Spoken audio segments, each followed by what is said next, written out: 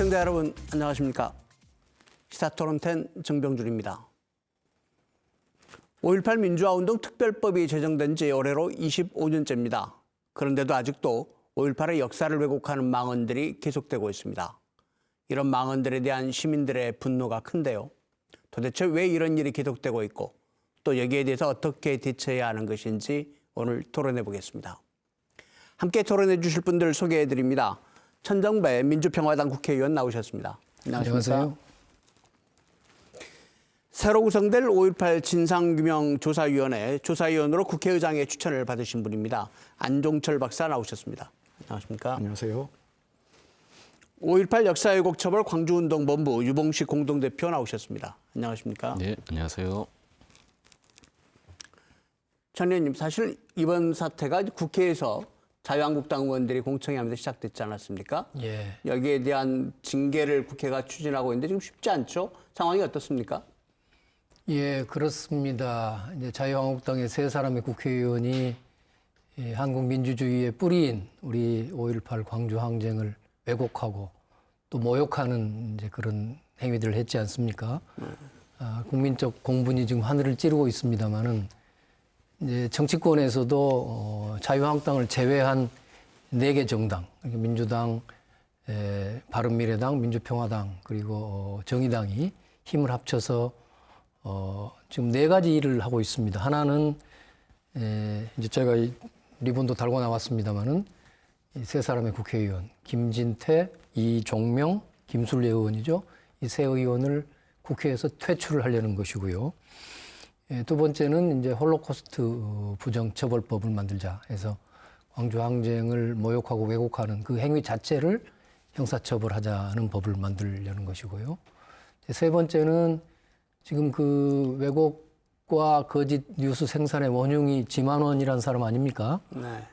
이 사람이 사실은 이미 유죄 판결을 받은 것도 있고 현재도 서울지방법원에서 재판을 받고 있어요. 형사처벌을 받고 있는데 지금 불구속으로 해놓으니까 다니면서 계속 같은 범죄를 저지르고 있습니다. 그래서 바로 저희 민주평화당에서는 지만원에 대한 구속과 처벌을 요청하는 탄원서를 지금 법원에다가 제출했습니다. 네, 그리고 마지막으로는 이제 제가 대표 발의를 했습니다마는 이제 일명 5.18 가짜 뉴스 원천 차단법, 온라인 공간에서 5.18을 모독하거나 가짜 뉴스를 생산하는 그런 글을 삭제하거나 차단할 수 있는 그런 근거법을 만들고자 합니다. 네.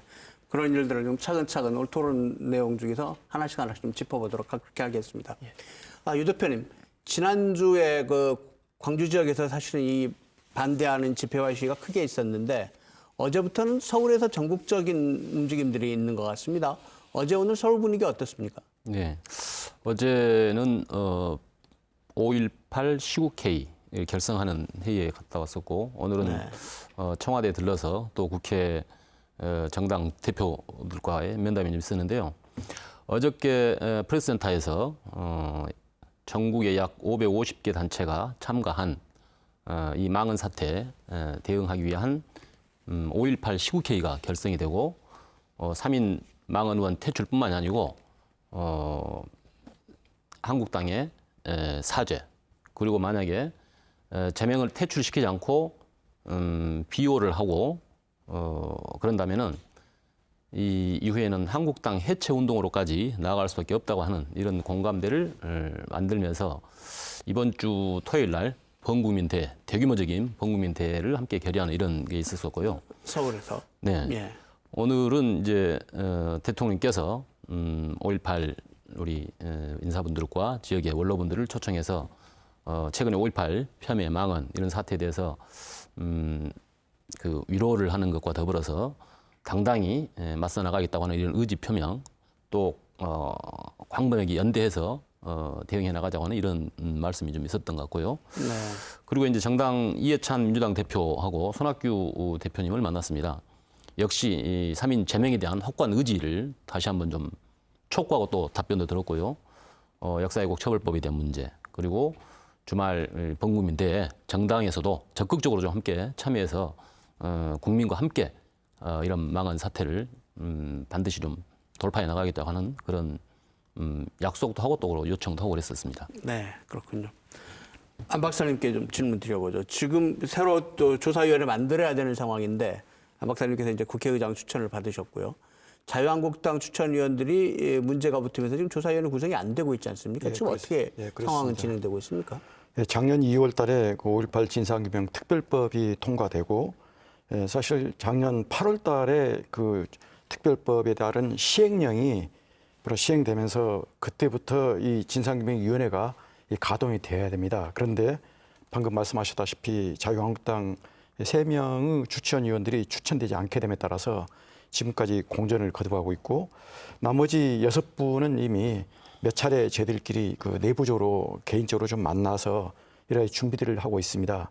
특히 광주에서는 그동안 피해자들의 진술이라든지 증언 체록이라든지 이런 부분들을 좀 정리를 하고 있고 또 1997년에 있었던 대법원의 그 판결문 이 부분을 분석을 하면서 바로 거기에 어떤 한계가 있었는가 이런 부분들을 정리하면서 곧바로 있게 될 바로 이 위원회의 그 준비 작업들을 하나하나 진행을 해나가고 있습니다. 네. 이렇게 이제 왜곡 논란이 클수록 진상규명조사위원회 역할이 더 기대가 되는데 이 부분도 차근차근 얘기를 좀 나눠봤으면 좋겠습니다. 천 의원님, 이 논란의 맨 처음 시작이 자유한국당 몇몇 의원들이 개최한 공청회 아니었습니까? 사실은 그렇습니다. 국회에서 이런 일들이 일어났는데 예. 당시 상황이 어떻게 됐습니까? 이걸 좀 미리 막을 수 있는 방법은 없었습니까? 아니 우선 지만원이라는 사람은 오래전부터 그런 일을 해왔기 때문에 네. 이제 국회의원 2사람이죠. 아마 김진태, 이종명 이 2사람이 지만원을 초청해서 국회에서 무슨 강연을 하겠다 하는 것은 미리 예고가 됐었습니다. 그래서 사실은 지만원의 그 왜곡 발언은 뭐 예상했고요. 그러나 저는 아무리 그렇다고 자유한국당이라고 국회의원들이 나서가지고 그런 말도 안 되는 왜곡을 할 것까지는 예상을 못했습니다.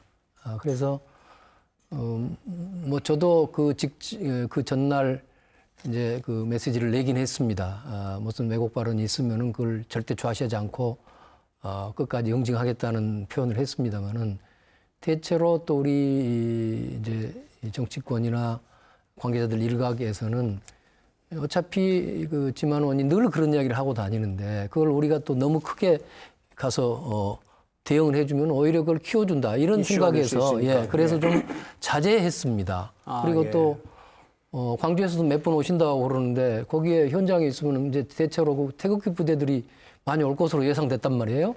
국회 안에서 또 물리적 충돌이 생기면 그것도 문제이기 때문에 그래서 이제 대체로 대응을 좀 자제했는데 이렇게까지 국회의원들이 직접 나서가지고 무슨 유공자들을 뭐 괴물이라고 부르고 뭐 무슨 뭐 그동안에 진실이 뒤집혔는데 다시 뒤집다는 등 이런 이야기가 도저히 나오리라고는 우리가 예상을 못했습니다.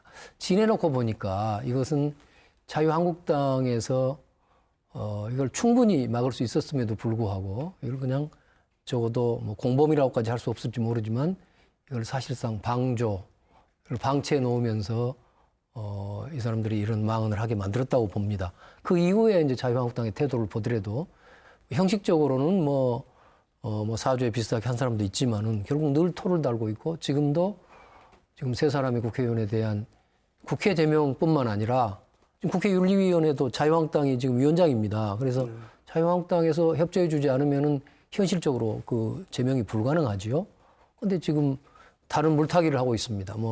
민주당의 손혜원 의원 문제라든가 뭐 이런 분들 문제하고 함께 하자 이런 식으로 이제 이야기를 하고 있어서 진전이 안 되고 있고 또 자기 당에서 제명하는 문제 그러니까 자유한국당의 퇴출 문제죠. 그 문제도 아시다시피 이종명 의원 한 사람은 제명하겠다는 결의를 했습니다만은 나머지 2사람은 이번에 그 지도부 선거에 출마했잖아요. 전당대회에 나왔으니까. 그래서 전당대회 후에 논의하겠다고 지금 밀어놓고 있는데요. 또 그것뿐만 아니라 지금 자유한국당 당헌상 자기 당 소속 국회의원을 이제 제명하려면, 그러니까 당에서 쫓아내려면 의원들 3분의 2 이상의 찬성이 필요하게 돼 있습니다. 네. 그러니까 뭐 지금 제명한다고 말을 했다고 그래서 그게 제명으로 이어지리라고 저는 쉽사리 단정할 수 없습니다. 오히려 굉장히 어렵다고 봐야 되겠죠. 그럼 좀 제명하겠다고 발표된 한 분도 아직 그 절차를 거치지 않은 거군요.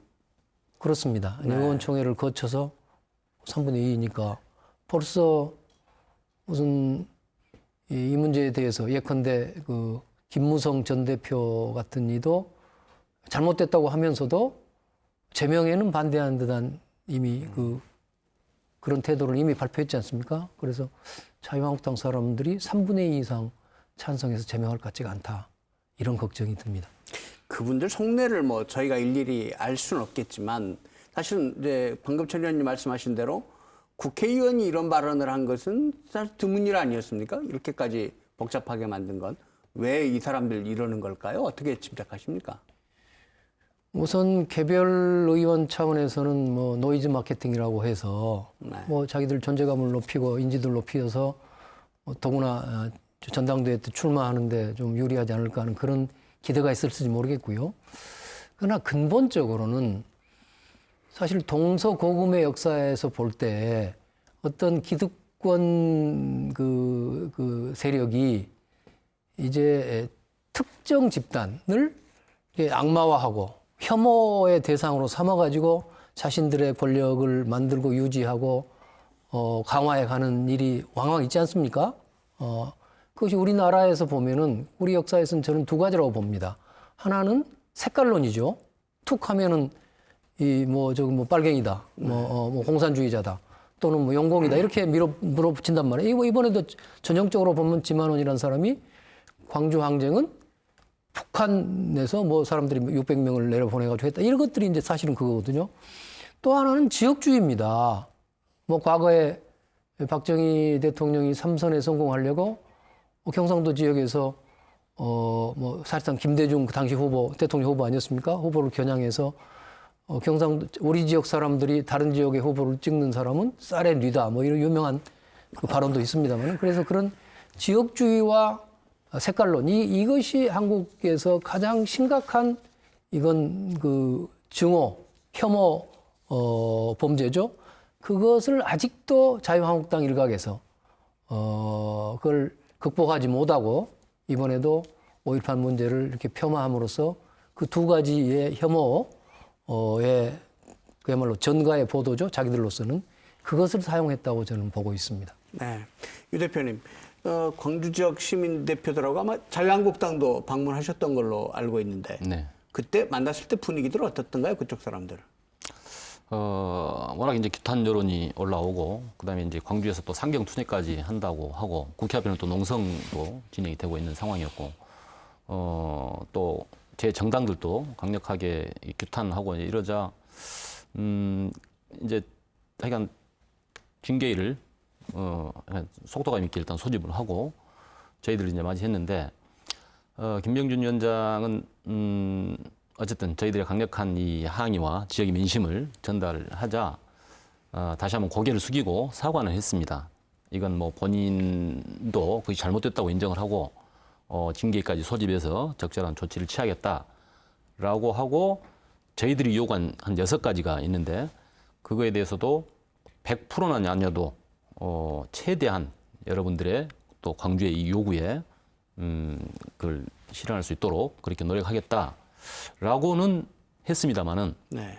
그 이후에 이제 뭐 결과들은 징계는 소위 뭐 어떤 뭐 요식 행위에 그쳐버리는 이런 식이고 사실상 징계가 거의 무산되다시피 하는 상황으로 지금 가고 있다는 거고 자체 당 안에서도 그리고 또 그런 그 어떤 기만적인 어떤 위기 모면 차원으로 끝나자 이제 비판을 또 이뤘죠. 그러니까 거기에 대해서 이거 뭐 우리 당의 당규도 있는데 우리 보고 인민재판을 하라는 거냐 이렇게 오히려 그냥 더 적반하장으로 오히려 따지고 나오고 있고 기타 다른 그 의원들의 말 속에서는 오히려 더 이 망언 이후에 더 또 다른 이렇게 망언들이 나오고 있는 걸 봤을 때 한국당은 지금 이 국민적 규탄, 이 지탄에 대해서 그걸 수긍할 마음도 또 그걸 해결할 이런 뭐 의지도 없는 것으로 이렇게 봐집니다. 자유한국당 이런 태도 때문에 또 문제가 붙은 게 지금 진상규명조사위원회인데 이게 좀 추천 자유한국당이 추천한 3명 위원 가운데 대통령이 1명만 수용을 하고 2명은 재추천을 요구한 상황에서 지금 자유한국당 추천을 안 하고 있죠, 안 박사님? 예, 그렇습니다. 앞으로도 할 전망이 그렇게 쉽게 보이지는 않는 것 같은데 어떻게 보고 계십니까? 지금 언론 보도에 의하면 바로 그 나경원 원내대표께서 다시 그분들을 재추천하겠다 하면서 그분들의 자격이 내지는 그동안 경력이 부족하지 않느냐 하는 그런 여러 가지 청와대 측의 지적에 그분들의 자격을 보완을 해서 이렇게 다시 재추천하겠다 하는 그런 부분으로 나오고 있는 것을 봐서 사실 어떻게 보면 조만간에 바로 이 자유한국당 추천위원들이 추천되기는 쉽지 않을 것으로 생각이 됩니다. 네. 혹시 이제 자유한국당 이달 말에 전당대회가 끝나고 새 지도부가 구성되면 어떤 결과가 또 나올지 모르겠는데 지금 상황에서는 빨리 일이 진전될 것 같지는 않습니다만 그렇다면 지금 이 진상규명조사위원회 활동을 못 하실 것 같은데 어떻게 지내고 계십니까?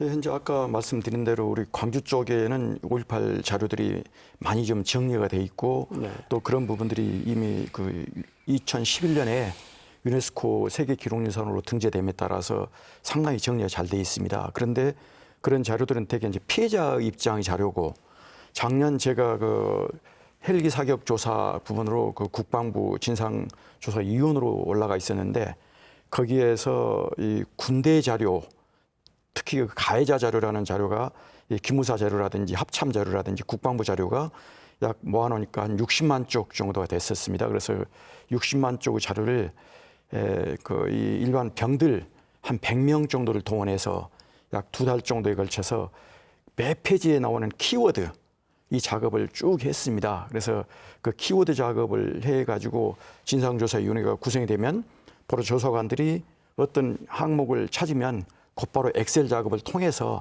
곧바로 그 내용을 볼 수 있게끔 하는 그런 작업들을 지금 계속하고 있기 때문에 뭐 내일 모레라도 진상조사위원회가 만들어지게 되면 곧바로 이 시행될 수 있는 그런 준비들을 차근차근 해나가고 있습니다. 공식 출범만 하면 바로 조사에 들어갈 수 있도록 미리 준비를 하고 계신다 그런 말씀이시군요. 예.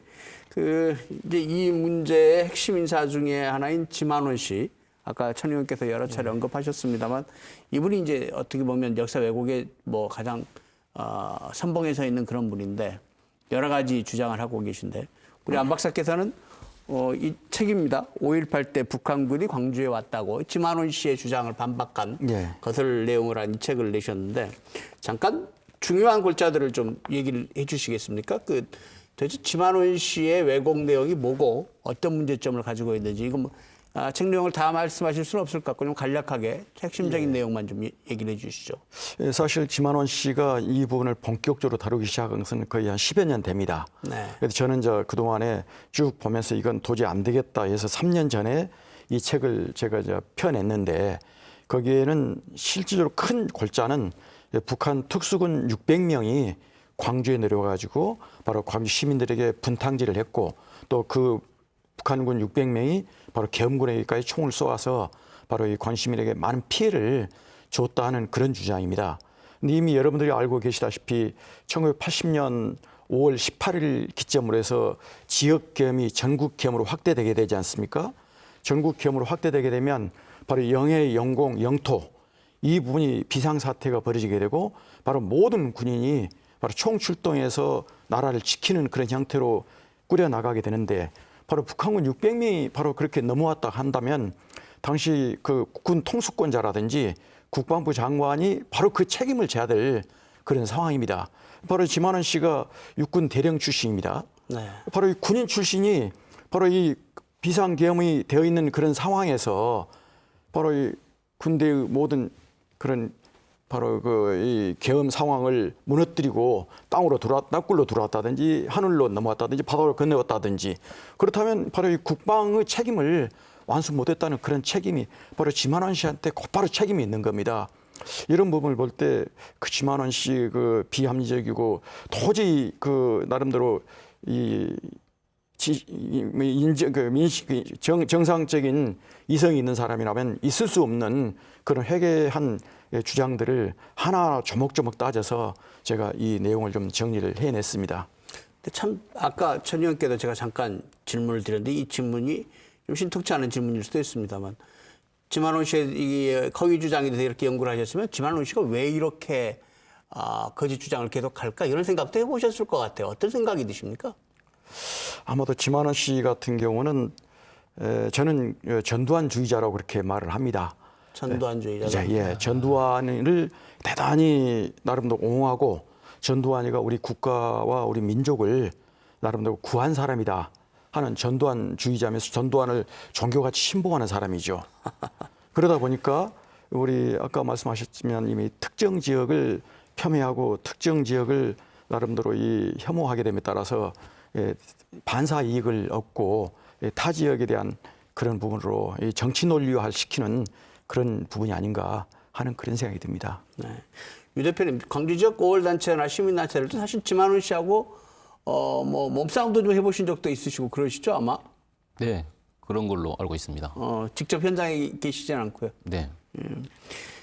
전남도청을 훼손한 문제 유 대표께서 오랫동안 사실은 그 주도해 오시고 그 반대하는 부분에 대해서 하신 걸로 알고 있는데 이것도 하나의 5.18 왜곡 훼손의 하나라고 봐야겠죠? 어떻게 생각하십니까? 네. 이제 최근 이 5.18 망언 사태가 벌어지면서 다시 5.18에 대한 여러 것을 또 떠올려 볼 수 있는 이런 좀 기회인데요.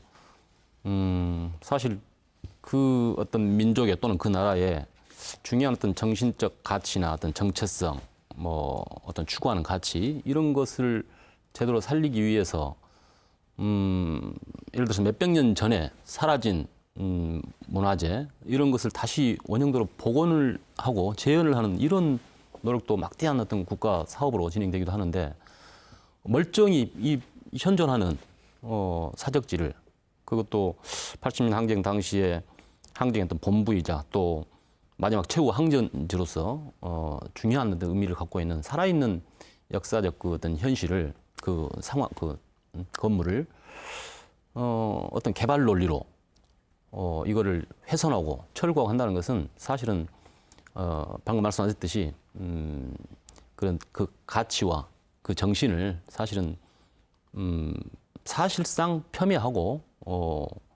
훼손하는 이런 것이라고 봐집니다. 역사를 잊은 민족에게 미래는 없다라고 하는 뭐 그런 그 이야기처럼 계속적인 그 되풀이되는 이런 역사가 다시는 반복되지 않기 위해서 정말 살아있는 우리 이 세들에게 후대들에게 교육과 어떤 그 교훈의 이런 장으로 또 그 정말 순수한 이런 정신을 널리 전파시키고 각인시키기 위한 이런 공간으로서 이걸 어떻게 더 잘 활용할 것인가를 이렇게 생각해도 부족할 판에 그걸 훼손했다는 것은 어쨌든 지금으로 보더라도 도저히 이해할 수 없고 지금 이 망언 사태를 보면서 더더구나 그런 가치와 정신 또 그런 유산들을 제대로 우리가 지켜내기 위한 이런 것이 얼마나 중요한가 생각해 볼 수 있는 기회인 것 같습니다. 네. 참 정말 안타까운 일입니다. 불과 10수년 전에 내린 결정이었는데 지금 보면은 그렇게 참 아마 도청은 원형 그대로 복원했던 것이 역사적으로도 가치가 있고 앞으로 사실은 그것이 미래로 갈수록 여러 가지 뭐 산업을 위해서는 아닙니다만 관광이나 이런 것을 위해서도 더 중요했을 것 같은 생각이 드는데 참 아쉽습니다. 지금이라도 그 점을 최대한 잘 보존을 해야 되겠습니다. 네. 자, 이제 문제는 도대체 이런 일이 되풀이되지 않도록 우리가 어떻게 무엇을 해야 될 것인가 하는 문제인데요. 역시 가장 국회의 기능이 중요하지 않나 생각이 듭니다. 토론회 모두에서 천 의원님께서 몇 가지 해야 될 일 강조해서 말씀해 주셨는데 차근차근 어떤 일들이 필요한지 국회 역할을 좀 말씀해 주시기 바랍니다. 그러니까 우선 이제 아까 세 사람의 국회의원에 대한 제명 문제가 있는데요.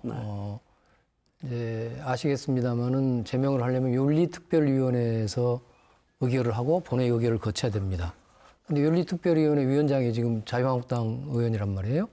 그래서 벌써 보도가 됐습니다만은 차마 안 하겠다는 소리는 못 하고 그동안에 이미 윤리위원회 회부된 다른 의원들이 있습니다. 뭐 손혜원 의원이라든가 또 누구 뭐 다른 의원들 이름을 서영교 등등을 이야기하면서 그 의원들하고 같이 다루자 이런 식으로 지금 반대를 하고 있습니다. 그래서 요 점을 돌파하는 게 가장 큰 문제가 있습니다. 그래서 그것만 일단 상정만 된다면 윤리위원회 상정만 된다면 아까 야당이 아니라 4개 정당이 공조를 하고 있기 때문에 아마 윤리위원회 통과하고 또 본회의 통과하는 데는 뭐 자유한국당 쪽에 어느 정도 지연작진이 있다 하더라도 그것은 문제가 없을 것으로 보입니다. 이제 두 번째는 사실은 더 중요한 문제가 지금 안 박사님 아까 말씀하신 광주항쟁조사위원회를 출범을 시켜야 할 텐데 지금으로서는 그게 아주 그냥 표류하게 됐습니다. 그러니까 자유한국당이 추천을 지금 거부하면 아까 물론 이제 전당대회를 끝나봐야 알겠습니다만은 그것도 자유한국당 내에서는 그에 대한 책임자는 사실은 원내대표입니다. 나경원 원내대표는 새로 뽑히지 않습니다. 계속 할 텐데 그 나경원 원내대표가 이미 재추천을 않겠다 재추천을 하겠다. 그러니까 대통령이 그걸 임명을 거절했는데 그걸 다시 추천하겠다는 거 아닙니까? 또 추천해서 청와대는 다시 받을 수는 없는 것 아니겠습니까? 그렇게 되면은 자유한국당의 추천의 위원이 임명이 안 될 것이고 임명이 안 되면은 나머지 6명의 지금 차기환 의원은 지금 차기환 의원이라고 자유한국당 추천 한 사람은 대통령 청와대에서 받아줬으니까 7명으로 출범할 수 있느냐? 그런데 현행법으로는 7명으로는 출범할 수 없게 돼 있다고 하죠. 그래서 그 2명 추천이 안 된 것 때문에 전체 위원회가 출범을 못하게 될 그럴 위기에 처해 있습니다. 그래서 이 점도 앞으로 우리가 정말 난제가 돼 있는데 그걸 국회에서도 우리도 열심히 해야 되겠지만 이 점에 관한 우리 시민들과 국민들의 어떤 큰 촛불 항쟁에 버금가는 어떤 힘을 실어 주셔야 되겠다는 생각이 듭니다. 그리고 그 다음이 홀로코스트 방지법. 홀로코스트란 말은 이제 다 아시겠습니다만 나치의 유대인 학살을 이야기하지 않습니까?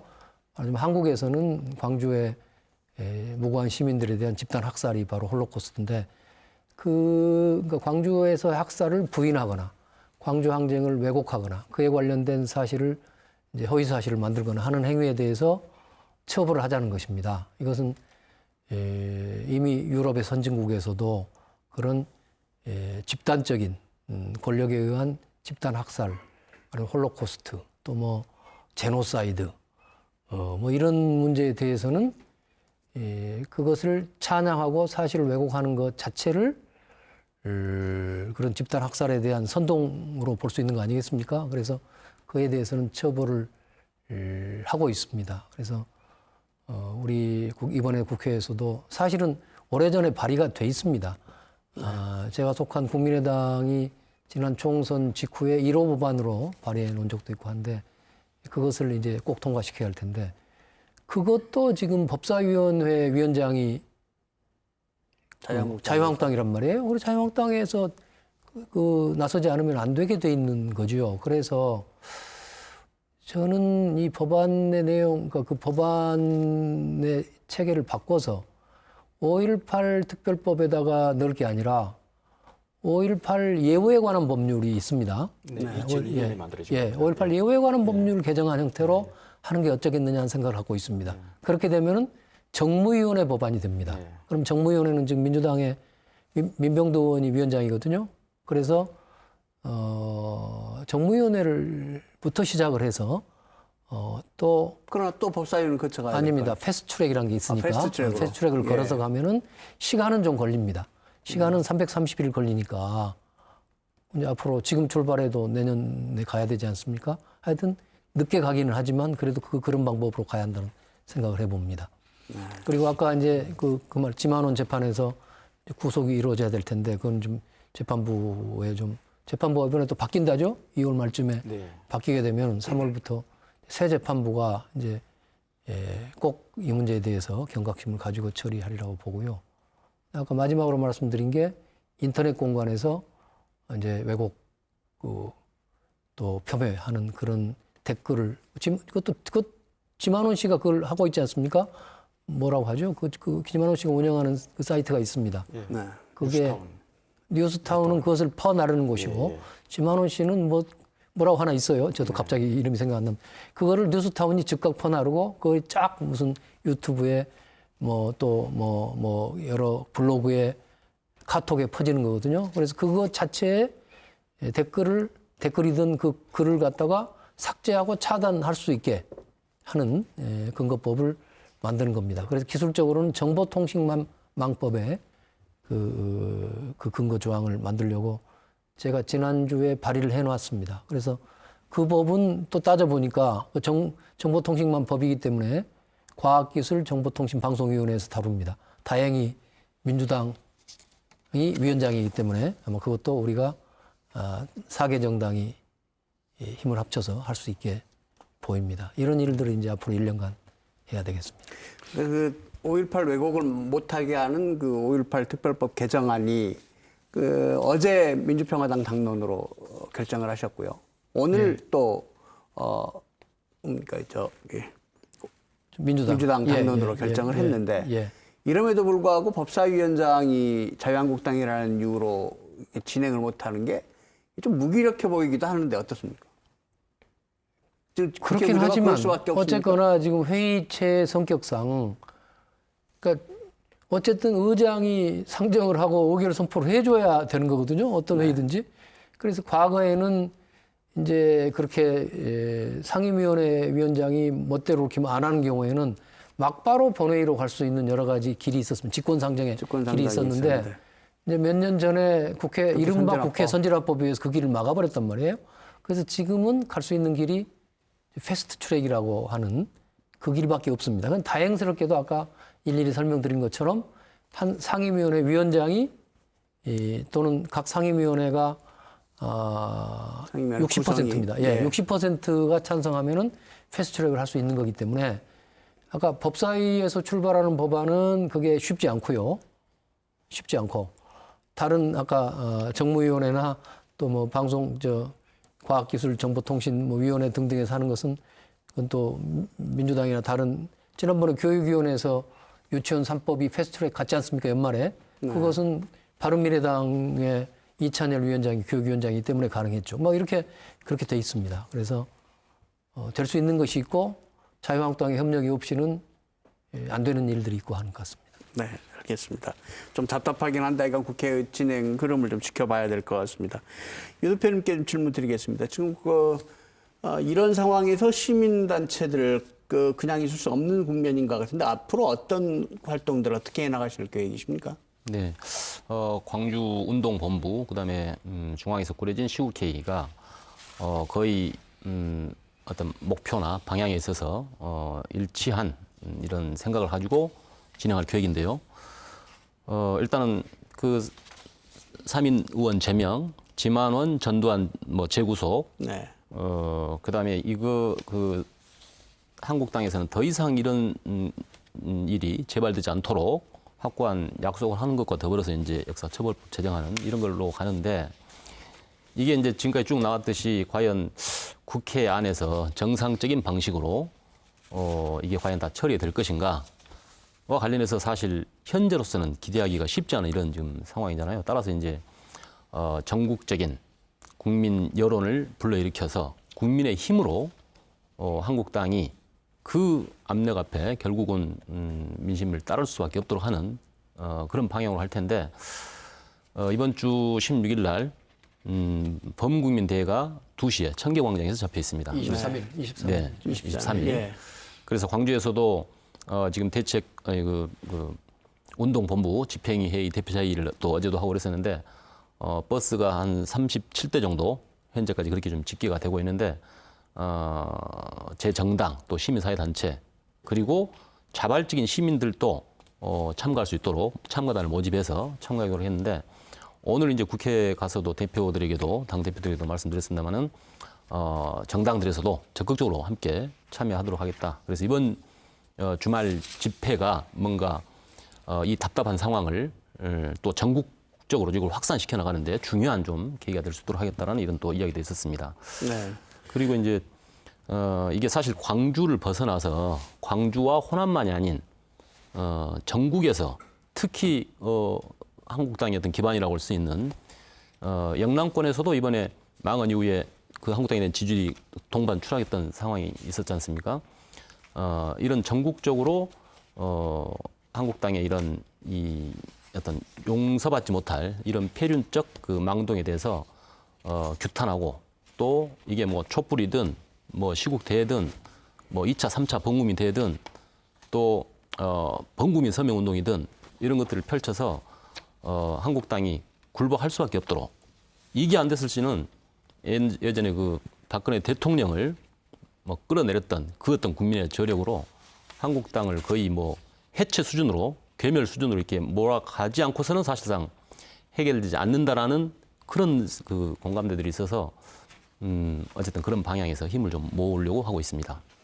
오늘 문재인 대통령께서 5.18 유공자들, 광주 지역의 그 원로 인사들하고 오찬을 하시면서 5.18 민주화 운동을 그 전국화 시켜달라라는 취지의 발언을 하셨어요. 사실은 어제 이전 지난 토요일이나 이런 상황은 이게 광주에서만 얘기가 되는 게 좀 걱정스러운 그런 대목도 있었는데 이게 좀 전국적으로 시민들의 지지를 받고 있는 것 같아서 참 다행스럽다라는 생각이 듭니다.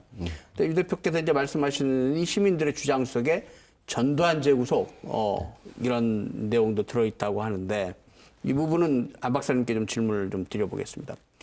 지금 조사위원회가 구성되면 조사해야 될 중요한 내용 중에 하나가 발포명령자. 예, 그렇습니다. 그런 예. 부분이 있죠. 예, 예. 잠깐 어떤 부분이 남아있는지 좀 말씀해 주시겠습니까? 조사위원회가 해야 될 역할. 예, 발포 명령자뿐만 아니라 그 안매장 또는 뭐 최근에 등장했던 그 성폭력 사건 문제 이런 부분들이 사실 우리 그 진상규명법에 다 이미 그 영역에 규정이 되어 있습니다. 다른 어떤 것보다도 결국은 가장 중요한 것은 결국은 진상규명 문제고 진상규명 내에서도 그 발포 명령자 이 부분을 결국은 찾아내는 부분이 중요할 것 같은데 사실 그 1995년 5.18 특별법에 의해서 결국은 당시 전두환, 노태우 그 처벌을 이미 한번 했었지 않습니까? 그래서 일사부재리 원칙에서 이제 사실 처벌할 수 없을 것이다 하는 그런 부분들이 많은 생각을 하고 있는 것 같은데 그때 저희들이 그 대법원 판결문을 면밀히 분석을 해보게 되면 주로 그때 당시 처벌했던 내용들은 12.12 그 사건으로 거의 처벌을 했고 5.18 부분은 5월 27일 날 도청에 마지막 진압을 하면서 학살했던 이 부분만 사실 그 대법원 바로 판결문에 나와 있습니다.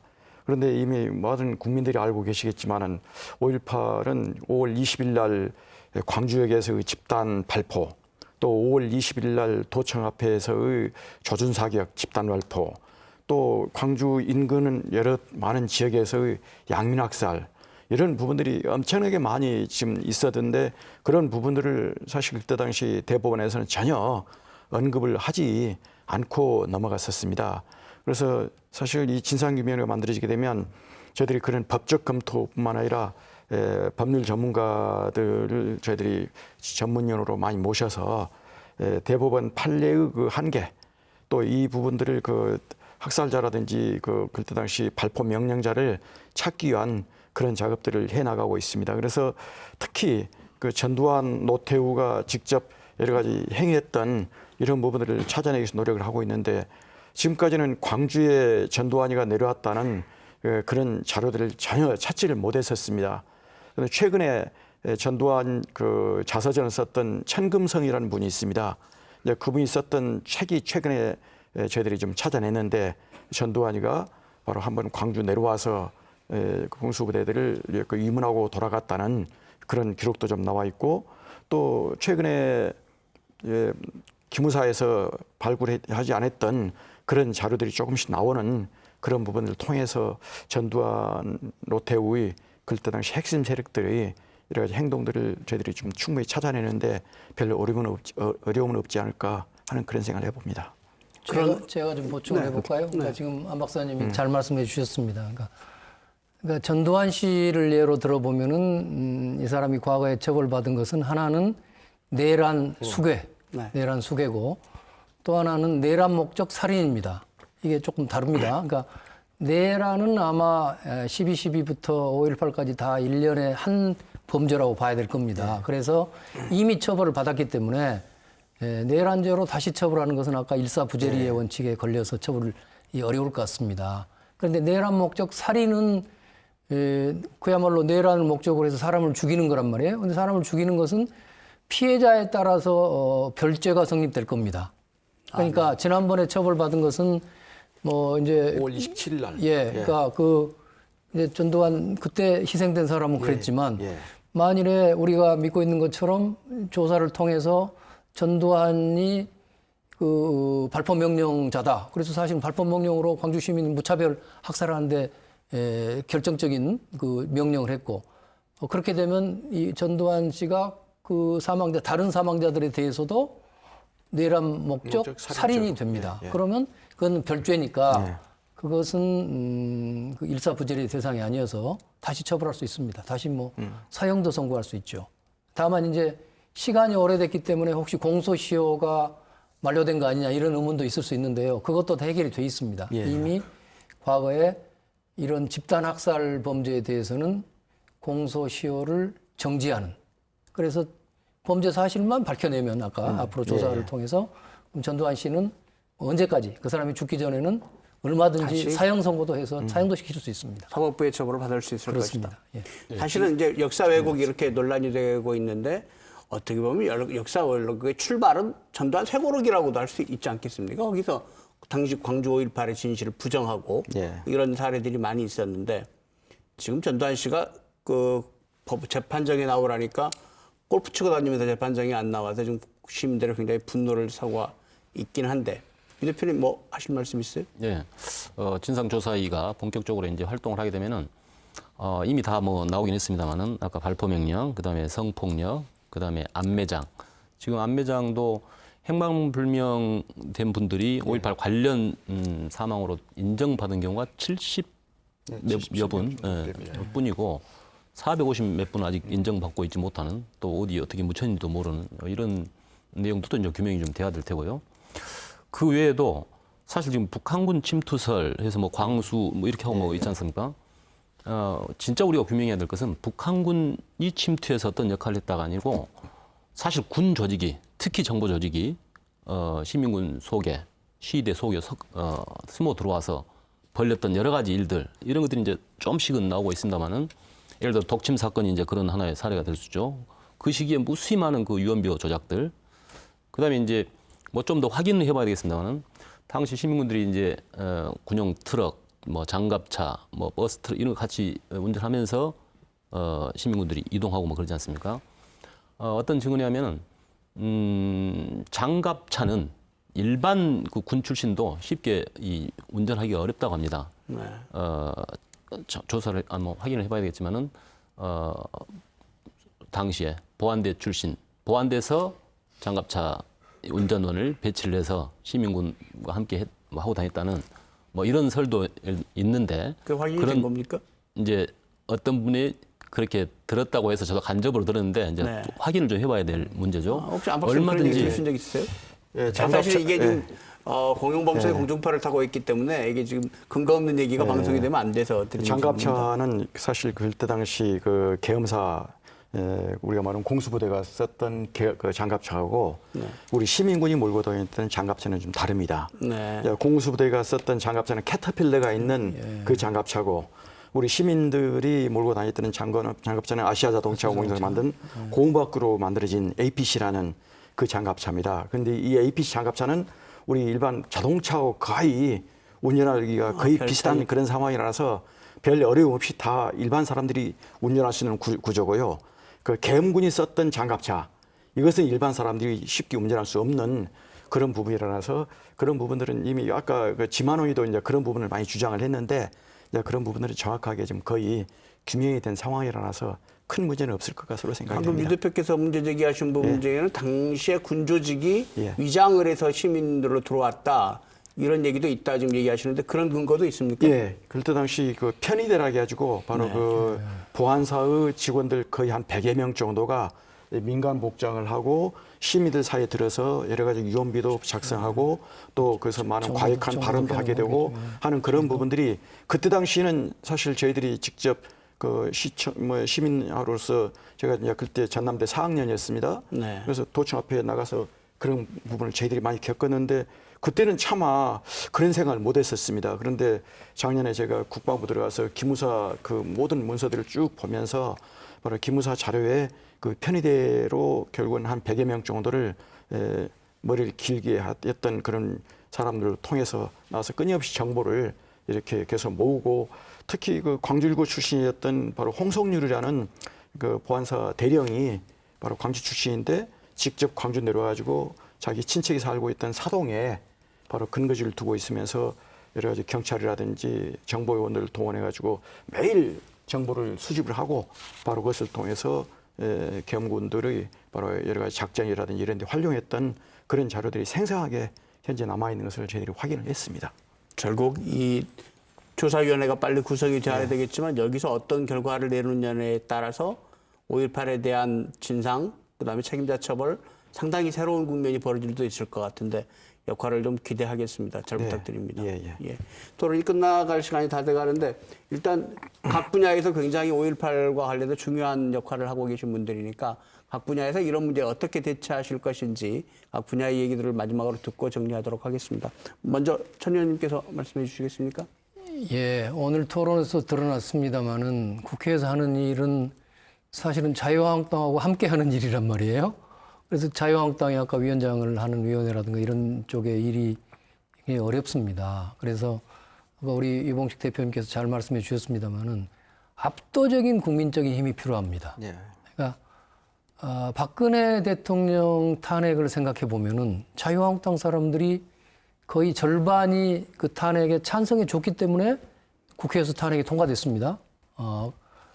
그런 것처럼 이번 이 5.18 왜곡에 대해서도 자유한국당 사람들이 이거를 만약에 아까 뭐 3인에 대한 제명이라든가 법을 만드는데 반대해 가지고서는 자기들이 정치적으로 도저히 살아남을 수 없겠다. 이런 정도의 판단이 들 정도로 우리 국민적 그 힘이 모아져야 됩니다. 그래서 저는 지난 16일 날 우리 금남로 집회도 잘 됐습니다마는 이번 23일 날 광화문 집회에서 정말로 민주시민들이 꼭 광화문에 나와주셔야 됩니다. 우리 광주나 전남에서도 좀 수고스럽더라도 대거 이번에는 광화문으로 좀 모이고 그래서 그 광화문에 3년 전에 그 촛불 함성이 다시 한번 재현된다면 자유한국당도 이 엄청난 민심을 이겨내지 못하고 결국은 5.18 왜곡 망언 문제를 이번에 아주 발본해서 해결할 수 있다고 생각합니다.